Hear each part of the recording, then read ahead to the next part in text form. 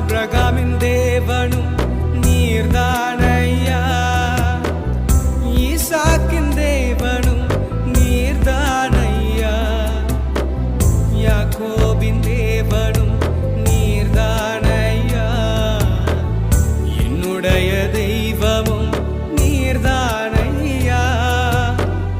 என்னுடைய உழைப்பை யார் வந்து பறித்து கொண்டாலும் என் தலை உயர்த்துபவர் நீர்தானையா.